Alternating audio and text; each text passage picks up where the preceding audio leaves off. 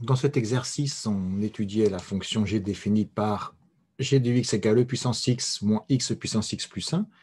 Dans la première question, il fallait déterminer la limite de g en plus l'infini.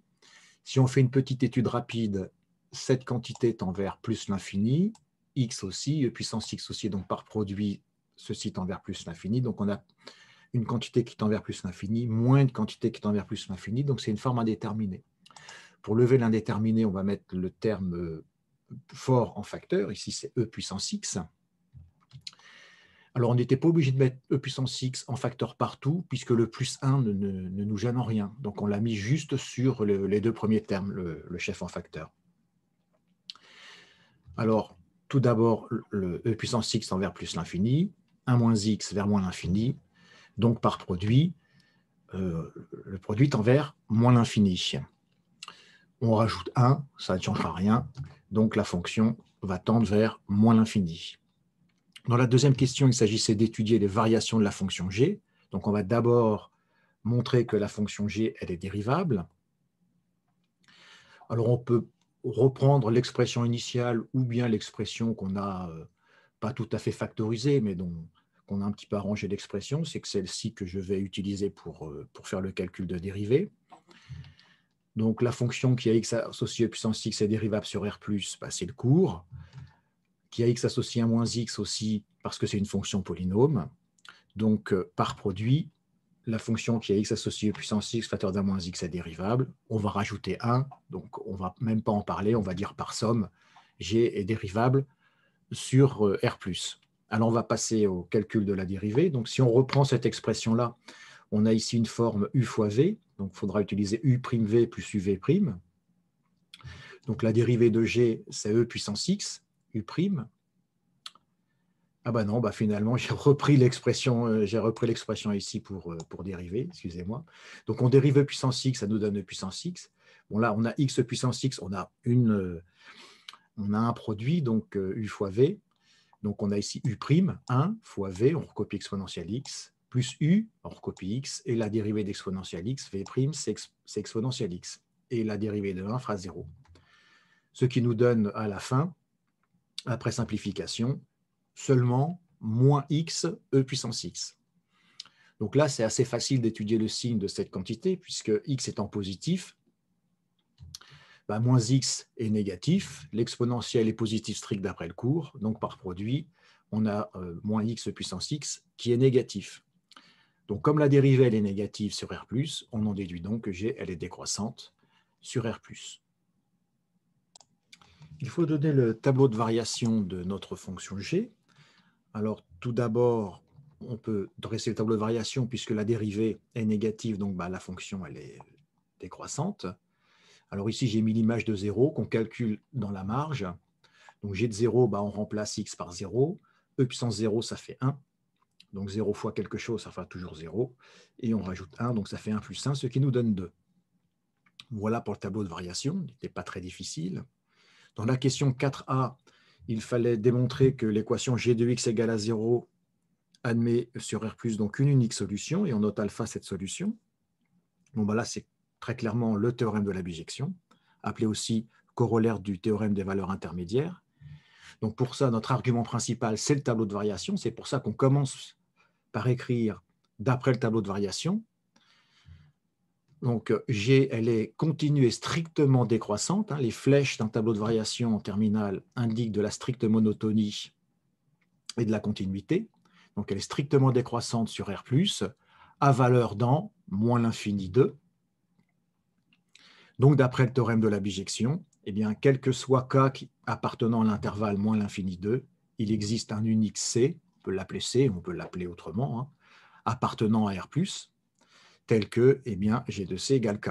Donc on va appliquer ce théorème ici à 0, puisque 0 appartient bien à l'intervalle moins l'infini 2, donc il faut l'écrire. Et donc, il existe un unique alpha dans R+, tel que G de alpha est égal à 0.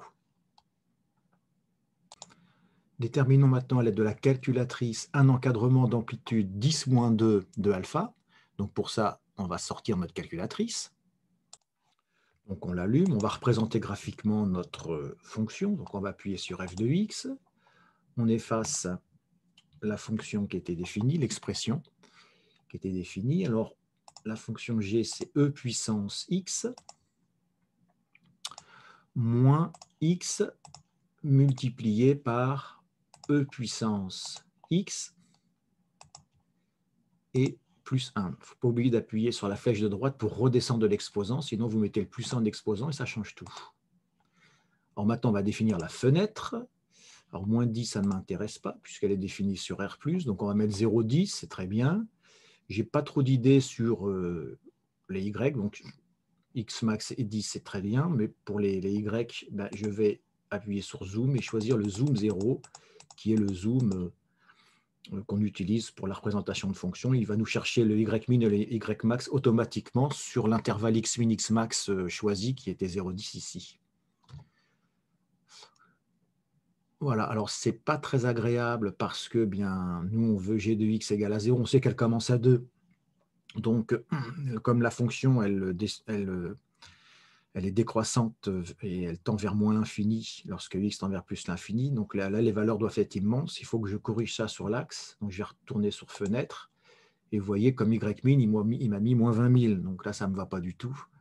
Je vais marquer moins 10, ça me suffira largement. Je fais maintenant graphe pour avoir la représentation graphique. Voilà. Alors, on n'a pas tout, hein, mais on a ce qu'on a, ça suffit largement. Donc, on va déterminer donc, notre réel alpha. Alors, comme g de alpha égale à 0, on dit dans ce cas-là que alpha est une racine.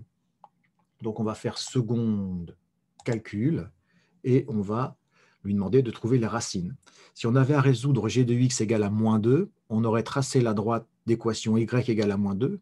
Donc, on aura appuyé sur f de x pour déterminer notre fonction et on aurait choisi l'intersection entre notre droite et notre courbe.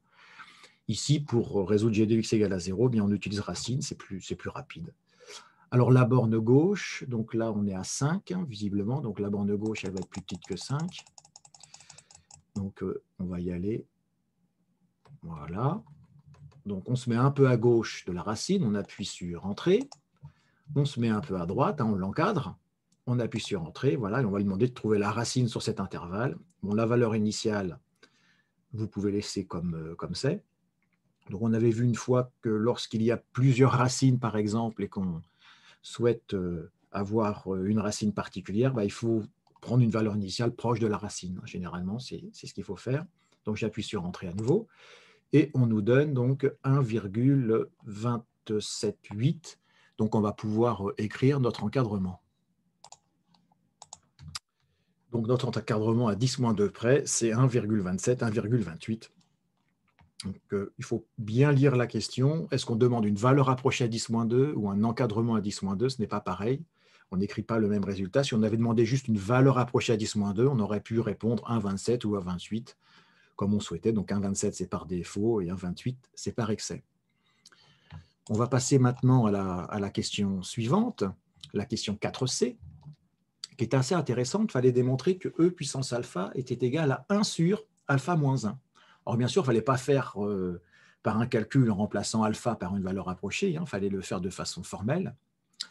Alors, alpha, c'est un nombre particulier. Qu'est-ce qu'on sait sur alpha? Donc, la seule chose qu'on connaît sur alpha, hormis bien sûr l'encadrement précédent, c'est que g de alpha fait 0. Et c'est à partir de cette information qu'on va trouver la relation qui est demandée de démontrer dans l'énoncé. Donc, qu'est-ce que ça signifie que g de alpha égale à 0? Eh bien, on va remplacer g de alpha par son expression, c'est-à-dire e puissance alpha moins alpha e alpha plus 1 égale à 0. Et on va mettre à gauche e puissance alpha et à droite le reste.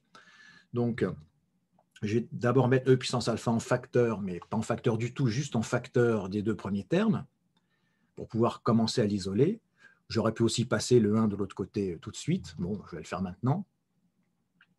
Et une fois qu'on a ceci, on peut diviser par 1 moins alpha. Alors, quand on divise par 1 moins alpha, il est de bon ton de dire que 1 moins alpha est différent de 0. Alors, on sait qu'il est différent de 0. Alpha, ce n'est pas 1. C'est grâce à l'encadrement qu'on avait obtenu tout à l'heure.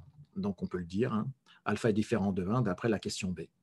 Et donc, en affectant le signe- au dénominateur, on obtient bien la relation demandée, e puissance alpha égale 1 sur alpha moins 1. Alors la question qui suit est vraiment très très classique, hein. C'est vraiment un exercice dont les questions s'enchaînent de façon classique, de façon,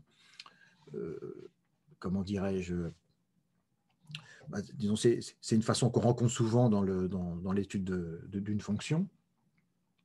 Alors, on va retracer le tableau de variation de notre fonction g en faisant apparaître alpha et son image 0. Et maintenant, on va lire ce tableau de variation. Donc, notre argument principal, c'est le tableau de variation pour donner l'étude du signe de g. Donc, on va dire d'après le tableau de variation. D'ailleurs, j'aurais pu écrire un quantificateur ici. D'après le tableau de variation, quel que soit x dans R+, dans 0 alpha, pardon, g de x positif. Bon, j'ai choisi cette rédaction-là, c'est équivalent. Donc, g de x positif, eh bien, ça équivaut à dire que x est entre 0 et alpha. G de x positif, c'est cette partie-là. Et le x, donc, est compris entre 0 et alpha.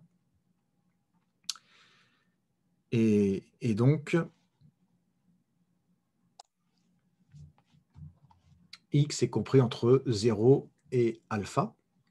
Alors, j'ai choisi positif strict parce qu'on avait déjà résolu g de x égale à 0. Donc, je n'avais pas besoin de faire supérieur ou égal à 0. Bon, enfin, là, c'est au choix du lecteur. Si vous mettez supérieur ou égal à 0, il ne faudra pas oublier ici de marquer inférieur ou égal à alpha. Et g de x est négatif strict sur cette branche-là, sur cette partie-là. Et donc, ça correspond au x plus grand strict que alpha. Donc, on peut dresser le tableau de variation, le tableau de signe de g de la façon suivante. J'aime bien un petit tableau, ça permet de bien résumer les choses. Donc, au début, g est positive, puis elle passe à négative, et en alpha, l'image de alpha fait 0. Dans la partie 2, on introduisait une nouvelle fonction, la fonction grand A définie sur R+. Donc, cette fonction, en fait, elle va pouvoir être étudiée grâce à la fonction g précédente. Ça aussi, c'est un grand classique. La fonction g étant une fonction auxiliaire qui nous permet de travailler, de déterminer les variations de grand A, comme on va le voir dans un instant. Donc, il fallait démontrer que pour tout x positif, A' a le même signe que g. Donc, pour ça, il faut dériver grand A. Alors, on a de la chance parce que grand A est dérivable d'après l'énoncé, donc on n'a pas besoin de refaire toutes les phrases. Donc, on peut directement attaquer en dérivant grand A. Donc, grand A est de la forme U sur V. Donc, sa dérivée, c'est U'(V moins V' sur V carré. Donc, le U, c'est 4x. Donc, le U', c'est 4. On recopie le V. Moins, on recopie le U, 4x. Et la dérivée de E puissance x plus 1, ce sera E puissance x, divisé par le carré de x plus 1. Alors, on arrange un petit peu. On va retirer les parenthèses du numérateur. Bon, là, j'ai mis 4 en facteur parce que je n'ai pas pu m'en empêcher.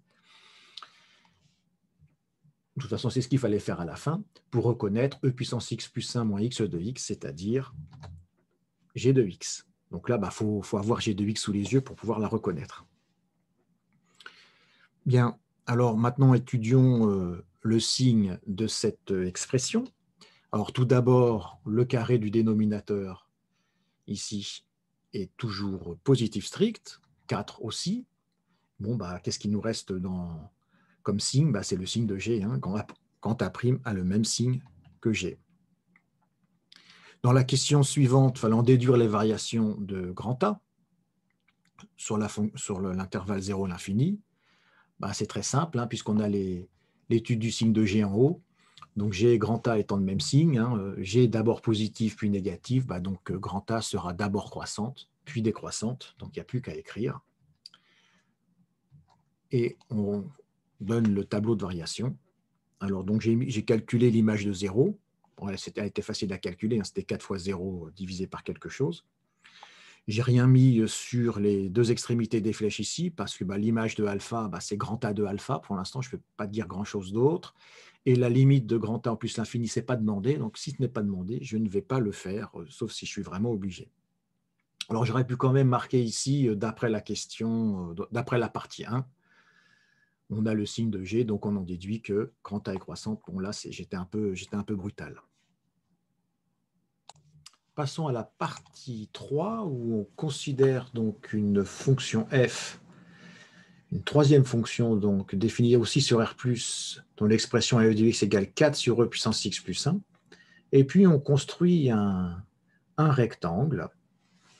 Et dans la première question, on se demande quand est-ce que l'aire du rectangle au PMQ est maximale. Et donc, il faut montrer qu'elle l'est lorsque le point M a pour abscisse alpha. Alors, on peut peut-être faire une figure pour bien se représenter ce qui se passe. Donc ici, on a représenté le point M de coordonnées x, f de x, le point P de coordonnées x, 0, le point Q qui a la même ordonnée que M, mais qui est sur l'axe OY, donc il y a pour coordonnées 0, f de x, et l'origine du repère qui est ici. Donc on considère ce rectangle. Et lorsque l'abscisse x varie, eh bien l'aire de ce rectangle varie, donc je l'ai appelé A, mais ce n'est pas très important. Donc on voit bien ici que l'abscisse de P augmente, mais l'aire du rectangle, eh bien, elle diminue. Donc de l'autre côté, elle augmente jusqu'à une certaine valeur, 1,11 environ, et après elle diminue. Donc il y a un moment donné où l'aire est maximale, visiblement. Alors il y a deux choses qu'on va démontrer. C'est déjà, on va trouver la valeur de x pour laquelle l'aire est maximale. Donc il nous l'annonce, il faut montrer que cette valeur de x est alpha. Et après, on a tracé ici la droite PQ tout au long de notre représentation, ainsi que la tangente à la courbe C en M. Et on s'aperçoit ici que ces deux droites-là, elles sont séquentes. Et puis le point d'intersection, eh bien, il s'en va en quelque sorte à l'infini pour, à un moment donné, faire en sorte que ces deux droites sont parallèles. Alors si on prend une valeur de A trop petite, eh bien, ces deux droites, elles seront à nouveau séquentes, mais de l'autre côté. Donc on voit bien sur cette animation que les deux droites rouges, donc la tangente et la droite PQ, sont bien parallèles, enfin semblent bien parallèles pour la valeur de l'abscisse x environ égale à alpha. C'est ce que nous allons démontrer par le calcul maintenant.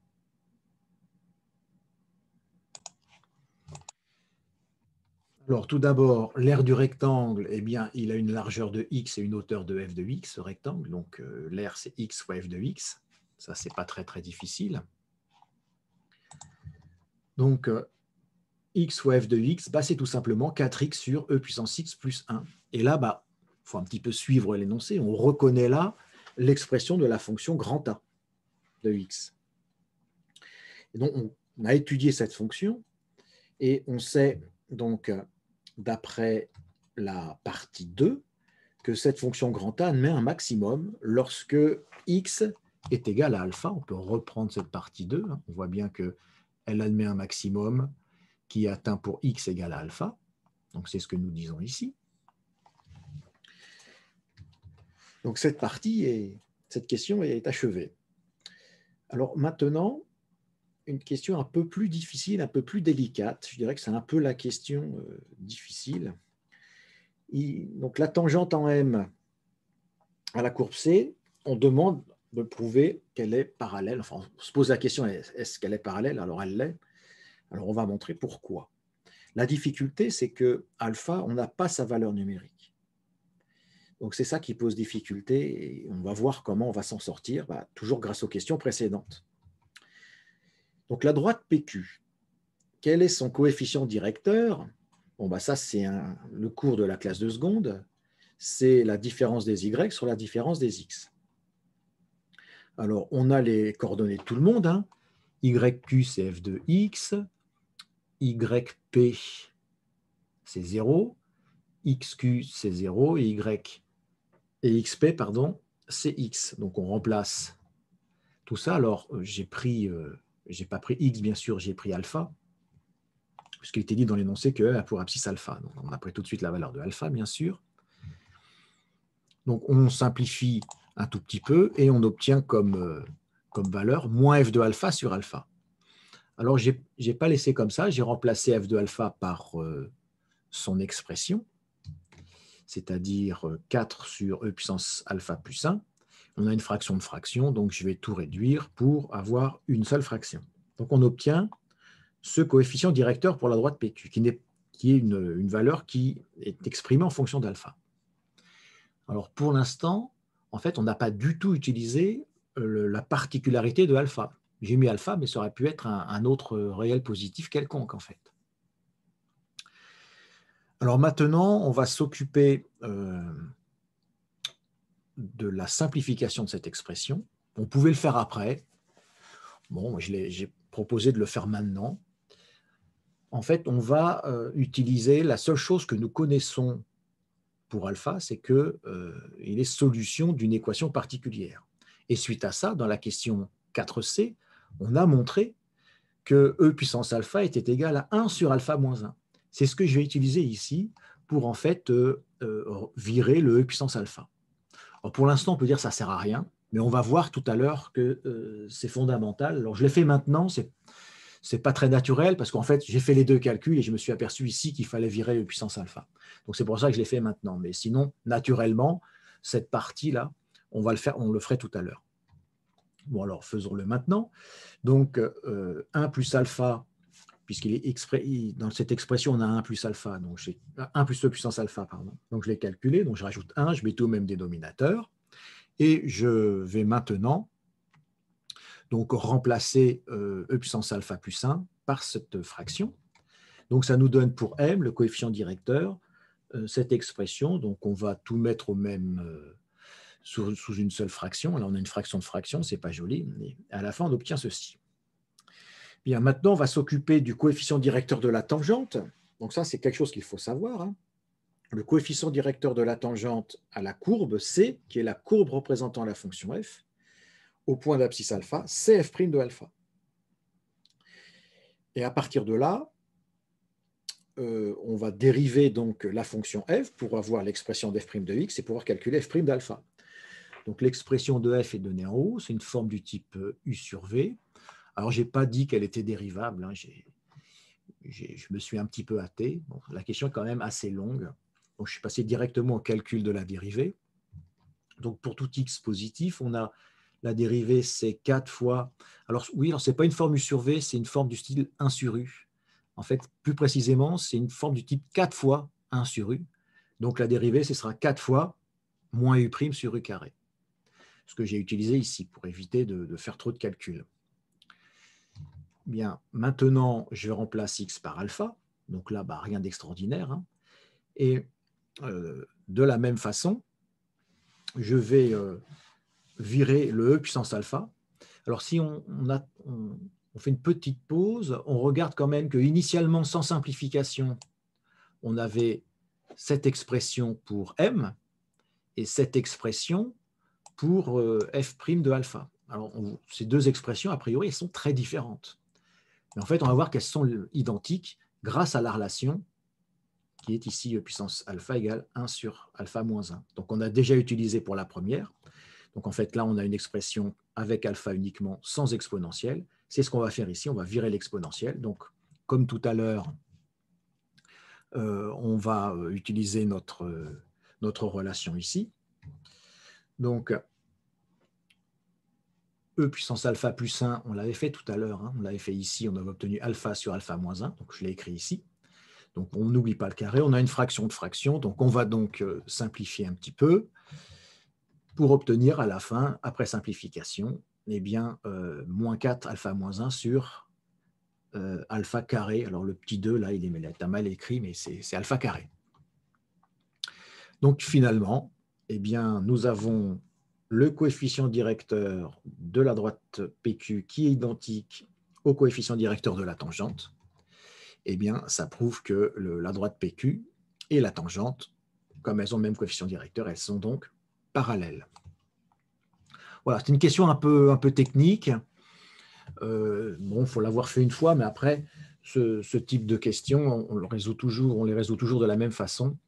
Lorsque vous avez alpha qui est une solution d'équation, eh bien, il faut absolument utiliser la relation qu'on nous donne grâce à l'équation sur alpha pour pouvoir faire des simplifications d'expression comme on a fait ici. Voilà, c'est tout pour cet exercice. J'espère que vous avez compris et que vous allez pouvoir le retravailler, car c'est vraiment un très grand classique de l'analyse.